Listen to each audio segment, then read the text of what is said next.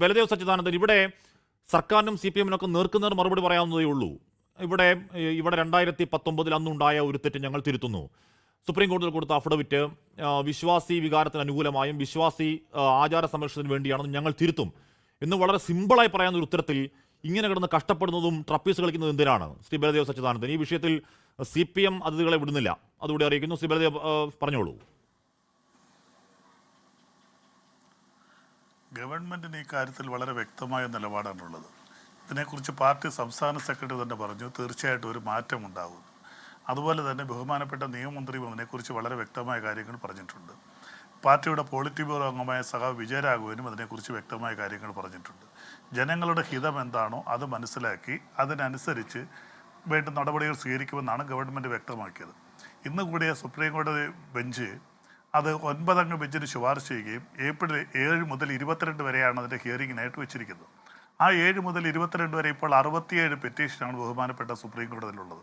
ഈ സുപ്രീം കോടതിയിൽ കൊടുത്തിരിക്കുന്ന അഫിഡാവിറ്റുകൾ പിൻവലിക്കുകയോ പുതിയ അഫിഡാവിറ്റുകൾ ഹാജരാക്കുകയോ ചെയ്യാം. പക്ഷേ ഒരു നിയമവ്യവസ്ഥ നമുക്കുണ്ട്. ഒരു ഗവൺമെൻറ് കൊടുക്കുന്ന ഒരു അഫിഡാവിറ്റിൻ്റെ അടിസ്ഥാനത്തിലല്ല സുപ്രീം കോടതി വിധി പറയുന്നത്.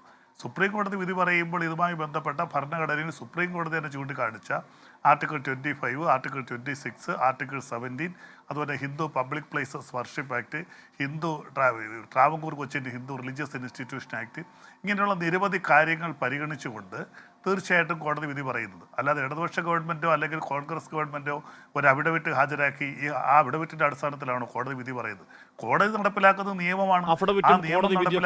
ഇവിടെ സർക്കാരിനോട് ചോദിക്കുന്ന ചോദ്യം എന്താണ്? സി പി എം ചോദിക്കുന്ന ചോദ്യം, ഇവിടെ ശബരിമല സ്ത്രീ പ്രവേശന അനുകൂലമായി കൊടുത്ത അഫിഡവിറ്റ് ഈ വിശ്വാസി വികാരം മുൻനിർത്തി തിരുത്താൻ തയ്യാറുണ്ടോ? ഈ പറഞ്ഞ തെരഞ്ഞെടുപ്പും 4 വോട്ടും 10 സീറ്റും നവോത്ഥാന മതിലിന്റെ ബാഗേജും അന്ന് പറഞ്ഞ വാക്കുകളൊക്കെ അവിടെ നിൽക്കട്ടെ.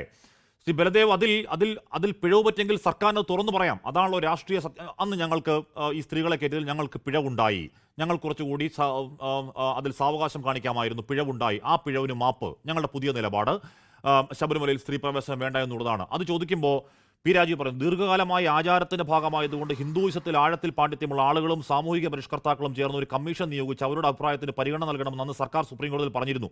എന്നാൽ സുപ്രീം കോടതി അംഗീകരിച്ചില്ല. തിരുത്തണോ തീരുമാനിക്കുന്നതിന് മുമ്പ് ഈ അടിസ്ഥാന പ്രശ്നങ്ങൾ വരട്ടെ. എന്തിനാണ് അങ്ങനെയൊക്കെ പറയുന്നത്? ഞങ്ങൾ തിരുത്തും എന്ന് പറഞ്ഞാൽ തീരാവുന്നതല്ലേ ഉള്ളൂ. ശ്രീ ബലദേവ്, അതിന് മടിക്കുന്നത് എന്തിനാണ്? അല്ല, തീർച്ചയായിട്ടും വളരെ വർഷങ്ങളായിട്ട് വരുന്ന ഒരു ആചാരത്തിന് എന്തെങ്കിലും മാറ്റം ഉണ്ടാകണമെന്നുണ്ടെങ്കിൽ തീർച്ചയായിട്ടും അതിനെക്കുറിച്ചൊരു ആഴത്തിൽ പഠനം നടത്തണം. ആ പഠനം നടത്തിയതിന് ശേഷം വേണം അതിനെ തിരുത്തലിലേക്ക് പോകാൻ. അല്ല ഒരു സുപ്രഭാതത്തിൽ നമുക്ക് മാറ്റാൻ പറ്റുന്നതല്ലല്ലോ. നമുക്കറിയാം കേരളത്തിൽ നമ്മൾ എത്രയോ നവോത്ഥാന മൂവ്മെൻറ്റിലൂടെ എത്രയോ ആചാരങ്ങൾ നമ്മൾ മാറ്റി. പൊതുതലത്തിലൂടെ നമുക്ക് നടക്കാൻ പാടില്ലായിരുന്നു, അത് നമ്മൾ മാറ്റിയില്ലേ. ക്ഷേത്രങ്ങളിൽ പ്രവേശിക്കുന്നില്ല, അതൊക്കെ ഒരു സുപ്രഭാതത്തിൽ മാറ്റിയതല്ല.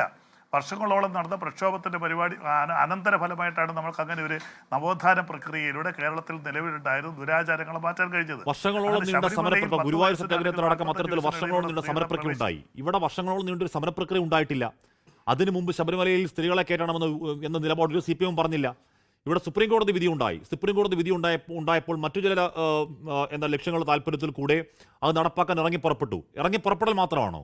എന്തൊക്കെ പറഞ്ഞു? ഒന്ന് നവോത്ഥാന മതിൽ, ഈ പറയുന്ന 620 കിലോമീറ്റർ ദൂരത്തെ 55 ലക്ഷം 50 ലക്ഷം സർക്കാർ ഖജാനയിൽ നിന്ന് കേൾക്കുന്നത് ശരിയാണോ എന്നറിയില്ല. നവോത്ഥാന മതിൽ കെട്ടുന്നു, നവോത്ഥാന സംരക്ഷണ സമിതി ഉണ്ടാക്കുന്നു, അതിന് വെള്ളാപ്പള്ളി നടേശൻ എന്ന് പറയുന്ന ഒരാളെ അധ്യക്ഷനാക്കുന്നു, അയാൾ പിന്നെ കൊടിയ വർഗീയത കേരളത്തിൽ പറയുന്നു, അയാളെ പിന്നെ മുഖ്യമന്ത്രി കാർപ്പോട്ടെ, അത് വേറെ കാര്യം. ഇതൊക്കെ പറഞ്ഞിട്ട് 4 സീറ്റിനും 10 വോട്ടിനും വേണ്ടി ഞങ്ങൾ നിലപാട് മാറ്റുന്നവരല്ല, അല്ലെങ്കിൽ സ്ത്രീകളെ പ്രവേശിപ്പിച്ചത് സ്ഥിരീകരിക്കുന്നത് മുഖ്യമന്ത്രിയാണ്. അന്ന് പറഞ്ഞ ഈ നിലപാടൊക്കെ ഇവിടെ കിടക്കുകയല്ലേ?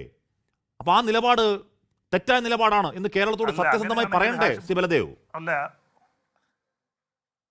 അല്ല, അത് ആദ്യം പറയേണ്ടത് ഞങ്ങളല്ലല്ലോ ഹാഷിമേ. കാരണം ഈ സുപ്രീം കോടതി വിധി വന്നപ്പോൾ ആദ്യമായിട്ട് ആ വിധിയെ സ്വാഗതം ചെയ്ത് അന്നത്തെ പ്രതിപക്ഷ നേതാവായിരുന്ന രമേശ് ചെന്നിത്തലയാണ്.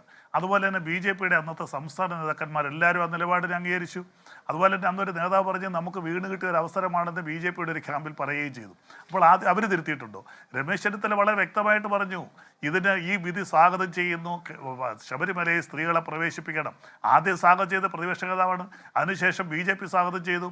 അതിനുശേഷം NSSന്റെ നേതൃത്വത്തിൽ ശക്തമായ സമരമായിട്ട് വന്നപ്പോൾ അതിന് SNDP മറ്റ് സമുദായങ്ങൾ പിന്തുണയ്ക്കുകയും ഒടുവിൽ അങ്ങനെ ശക്തമായ ഒരു സമരമുഖം തുറക്കുന്നത് വരെ ഇവരെ ആരും അതിന് പിന്മാറിയില്ല. അതിനുശേഷമാണ് അവർ പിന്മാറിയത്. പക്ഷേ ഗവൺമെൻറ് അതൊരു സ്റ്റേണായിട്ടൊരു നിലപാടെടുത്തു. ആ സ്റ്റേണായിട്ടുള്ള നിലപാടിൽ ഗവൺമെൻറ് ഉറച്ചു നിന്നു. അങ്ങനെ ഒരു ഗവൺമെൻറ് എന്ന് പറഞ്ഞാൽ എന്താ, പെട്ടെന്ന് വേണ്ട തീരുമാനം മാറ്റുന്നതാണ് ഒരു ഗവൺമെൻറ്. ഒരു ശക്തമായ ഗവൺമെൻറ് എന്ന് പറഞ്ഞാൽ ഒരു തീരുമാനം എടുത്താൽ ആ തീരുമാനത്തിൽ അടിയുറച്ച് നിൽക്കുകയും ആ തീരുമാനം നടപ്പിലാക്കുകയും ചെയ്തായിരിക്കണം ഒരു ഗവൺമെൻറ് എന്ന് പറയുന്നത്. വിശേഷിച്ച് ഒരു ഇടതുപക്ഷ ഗവൺമെൻറ്റിനെ സംബന്ധിച്ച് ഒരു നട്ടലുള്ള തീരുമാനം എടുത്ത് മുന്നോട്ട് പോകണം. ആ തീരുമാനത്തോട് തന്നെയാണ് മുന്നോട്ട് പോയത്. ഇപ്പോൾ പിന്നീട് ആനുകാലികമായിട്ട് സമരങ്ങൾ ഉണ്ടായപ്പോൾ ആ സമരങ്ങൾക്ക് ചില മാറ്റങ്ങൾ വന്നപ്പോൾ അതിന് അതിന് വ്യത്യാസമുണ്ടായപ്പോൾ തീർച്ചയായിട്ടും അതിനനുസരിച്ച് മാറ്റം ഉണ്ടാകണമെങ്കിൽ മാറ്റം ഉണ്ടാകും എന്ന് തന്നെ പാർട്ടി സെക്രട്ടറി പറഞ്ഞിട്ടുണ്ട്. താങ്കൾ പറഞ്ഞ ആർജവമുള്ള സർക്കാരാണ്. ഈ പറയുന്ന നവോത്ഥാന മതിലും കെട്ടി വെള്ളാപ്പള്ളി അധ്യക്ഷനുമാക്കി സ്ത്രീകളെയാണ് നേരത്തെ രഹന ഫാത്തിമയും ബിന്ദു അമ്മണിയും ഒക്കെ അവിടെ കയറ്റി. നവോത്ഥാനമാണത് എന്ന് ഞങ്ങൾ നവോത്ഥാനത്തിൽ അടിയുറച്ചു നിൽക്കുന്നു എന്നതല്ലേ പ്രഖ്യാപിക്കേണ്ടത്. ഇത് നവോത്ഥാനത്തോട് ആത്മാർത്ഥതയുണ്ടോ? ഇല്ല. എന്നാൽ ആചാരത്തോട് ആത്മാർത്ഥതയുണ്ടോ? അതുമില്ല. അങ്ങനെ ആത്മാർത്ഥത ഇല്ലാതെ 10 വോട്ടിനും 4 സീറ്റിനും വേണ്ടി തരാതരം കളിക്കാവോ ബലദേവ്? അപ്പൊ ഈ 55 ലക്ഷം സ്ത്രീകളോട് നിങ്ങൾ മാപ്പ് പറയണ്ടേ? അങ്ങനെയല്ല, തെറ്റിദ്ധരിപ്പിച്ച് മതികെട്ടാൻ ഇറക്കിയല്ലോ. തീർച്ചയായിട്ടും അങ്ങനെയല്ല. അങ്ങനെ ഇലക്ഷൻ മുന്നിൽ കണ്ടുകൊണ്ട് ഇടതുപക്ഷ ജനാധിപത്യ മുന്നണിയോ ഇടതുപക്ഷ ഗവൺമെൻറ് യാതൊരു വിധമായ തീരുമാനങ്ങളിൽ മാറ്റം എടുത്തിട്ടില്ല. ശക്തമായ നിലപാടുകളോട് തന്നെയാണ് മുന്നോട്ട് പോകുന്നത്.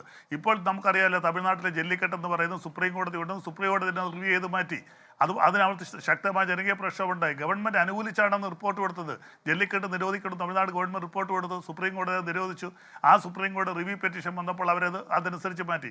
കോടതിയുടെ ചരിത്രത്തിൽ തന്നെ എനിക്ക് തോന്നുന്നു വളരെ പെട്ടെന്ന് അവരുടെ തീരുമാനം അവർ തന്നെ തിരുത്തുന്നത് വളരെ കുറച്ച് കാര്യത്തിലാണ്. ഞാൻ പറഞ്ഞത് ഇവിടെ തീർച്ചയായിട്ടും സുപ്രീം കോടതിയുടെ അത് പിന്നീട് ജനകീയ പ്രശ്നം ഉണ്ടായതിനു ശേഷമാണ്. സുപ്രീം കോടതിയുടെ തീരുമാനങ്ങൾ സുപ്രീം കോടതി സാധാരണഗതിയിൽ റിവ്യൂ ചെയ്യുമ്പോൾ അവരുടെ വിധിക്കെതിരെ അവരൊരു വിധി പറയാറില്ല. ഇവിടെ വീണ്ടും എന്താ ചെയ്യുന്നത്, 9 അംഗ ബെഞ്ചിന് വിട്ടിരിക്കുന്നു. പിന്നെ സെപ്റ്റംബർ മാസം 18, 2018 വന്ന വിധി ഇപ്പോഴും നിലനിൽക്കുകയാണ്. അതായത് സുപ്രീം കോടതി പറഞ്ഞിരിക്കുന്നത് സ്ത്രീകളെ പ്രവേശിപ്പിക്കണം. ആ വിധി നാളിതുവരെ സ്റ്റേ ചെയ്തിട്ടില്ല. പകരം പിന്നീട് വന്ന 67 പെറ്റീഷൻ കൂടെ ആ വിധി നിലനിൽക്കുന്നു എന്ന് പറഞ്ഞുകൊണ്ട് it is equally true but that is not final എന്നൊരു കമൻറ്റ് പറഞ്ഞുകൊണ്ട് അന്നത്തെ ഇരുന്ന 3 അംഗ ബെഞ്ച് അതെടുത്ത് 9 അംഗ ബെഞ്ചിന് വിട്ടിരിക്കുകയാണ്. അതാണിപ്പോൾ വീണ്ടും പുനഃപരിശോധിക്കുകയും ഏപ്രിൽ 7 മുതൽ ഏപ്രിൽ 22 വരെ അതിനകത്ത് നമുക്ക് എല്ലാവർക്കും കക്ഷി ചേരാം. 67 പെറ്റീഷൻ നിലവിൽ അവിടെ വിട്ടുകൊടുക്കാം. വാദപ്രതിവാദങ്ങൾ വളരെ വിശദമായി നടക്കും. 3 ദിവസം അനുകൂലിക്കുന്നവർക്കും 3 ദിവസം പ്രതികൂലിക്കുന്നവർക്കും ഉണ്ടാവാം. ഏപ്രിൽ 22 ആ വാദം പൂർത്തിയാകും. അതിനുശേഷം എപ്പോൾ വേണമെങ്കിലും വിധി വരാം. ആ വിധി വന്നു കഴിഞ്ഞാൽ അത് എന്താണ്, അത് തെരഞ്ഞെടുപ്പിന് നടുവിലേക്കാണ്. പക്ഷെ നമ്മുടെ രാഷ്ട്രീയ പ്രശ്നം അതല്ല. നമ്മുടെ രാഷ്ട്രീയ പ്രശ്നം CPM വന്നു കിട്ടിയ നവോത്ഥാന മതിലിന് കേരളത്തോട് മാപ്പ് പറയോ എന്നുള്ളതാണ് ചോദ്യം. ശ്രീ വസന്ത് കേൾക്കാമെന്ന് തോന്നുന്നു. ശ്രീ വസന്ത്, CPM-ന്റെയും സർക്കാരിന്റെയും നിലപാട് ലോകത്തെവിടെയായാലും ഏത് സമയത്തും 24 വാർത്തകളും ഓഗ്മെന്റഡ് റിയാലിറ്റി പാക്കേജുകളും എക്സ്പ്ലെയിനറുകളും വിശദമായി കാണാൻ ഞങ്ങളുടെ YouTube ചാനൽ നിങ്ങൾക്ക് സബ്സ്ക്രൈബ് ചെയ്യാം.